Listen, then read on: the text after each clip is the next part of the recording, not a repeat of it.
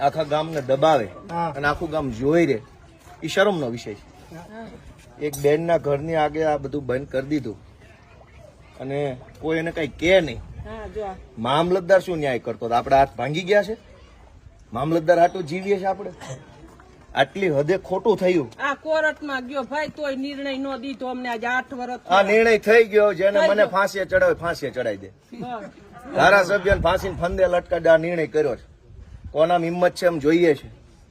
એક બેન આરે આવું વર્તન થાય, આ કઈ વ્યાજબી વાત છે? ભાઈ ફટાકિયા દિવાળી અહીંયા ફોડાવે કેવું ને, અહીંયા ફટાકિયા ફોડાવે પછી એમ કે હરગાવી નાખો, અંદર નાખો. જો કેતા જાય ધોયડા જાય. હું તમને બધાને વિનંતી કરું છું કે થોડોક બેન ને સપોર્ટ કરજો. હે જે હોય ગુંડાનું નામ નથી લેવું.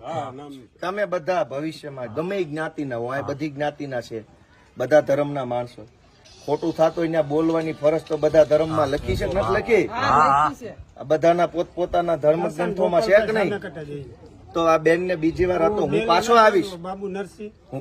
જો કોઈને બહુ મોટી હવા ભરાઈ ગઈ છે, ભાઈ ગણિત નુરાભાઈ, કોઈને બહુ મોટું ભાજપની હવા ચડી ગઈ હોય, કિરીટ પટેલની હવા ચડી ગઈ, હું પાછો આવીશ અને એ દિવાલની જેસીબી નો એક ટલ્લો મારી દઈશું.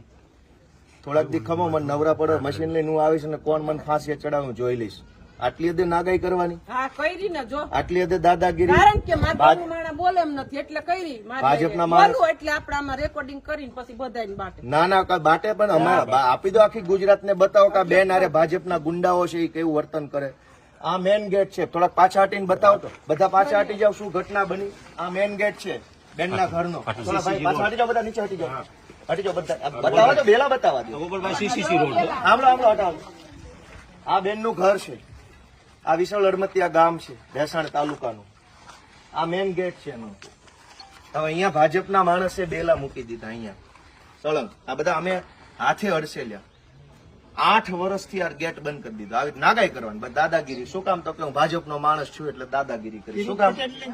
આ ભાઈ સીધા માણસ છે. આ બેલા અહીંયા મૂકી દીધા. અહીં સુધી લાઈન હતી અત્યારે. આમ આ ગેટની બહાર કેમ નીકળવાનું? તો બેને મને આજે હું ગામમાં આવ્યો, ફરિયાદ કરી, કીધું હાલો આપણે જ કાઢી નાખીએ બેલા. મામલતદાર શું કાઢવાનું? બરાબર. મામલતદાર ભાઈ આવતા જોઈને મુદ્દા પર જોઈને પાછા વયા જાય. ભાઈ બધા ભાજપ થી બીવે છે, ભાજપની લાજ કાઢે છે. આજે અમે ભેસાણ તાલુકાના વિશાળ અડમતિયા ગામે આ બેનના ઘરનો ગેટ ખુલ્લો કર્યો છે. જે ભાજપ વાળા મોકાતું હોય મને ફાંસીએ ચડાવી દે. હું જોઉં છું કોણ મને કઈ ફાંસીએ ચડાવે. આટલી હદે નાગાઈ કરવાની ગામડામાં ગરીબ માણસો હારે, નાના માણસો હોય, ગરીબ માણસો હોય. કિરીટ પટેલ જ કરાવે છે કે અહીંયા બેલા ગોઠવી દીધા ઘરની આમે 8 વર્ષ સુધી સળંગ. તો બહાર કેમ જવાનું? અંદર કેમ આવવાનું? પાયો કાઢ્યો ને તા વંડી સણવા નહોતા દેતા. હાંજે પાયો ચોખ્ખો કરે એટલે બેલા ન્યા સણાવી દેતા. આ તો અમારા કડી આવે ચોખ્ખી કરીને આ દિવાલ કરી. બીજી વાર અહીંયા બે બેલા જો હલાવે ને, અમે જેમ નાખ્યા છે એમાંથી હલાવે ને તો મને ફોન કરી દેજો. અહીં જેમ પડ્યા છે ને એમાંથી હલાવે ને તો મને કહી દેજો. હું જોઈશ કોણ પાણી વાળો ભાજપ વાળો છે. એવું થોડું જેમ મૂક્યા છે ને એમ રહેવા જોઈએ. અહીંથી કોઈ સીધા નથી મૂકવાના. આવે ફેંક્યા એમ ભલે પડ્યા, ગોઠવવાની જરૂર નથી. એવી દાદાગીરી થોડી હોય. ગામ લોકો તમે જરાક બેન ને ટેકો આપજો. હાવ આવું ન કરતા.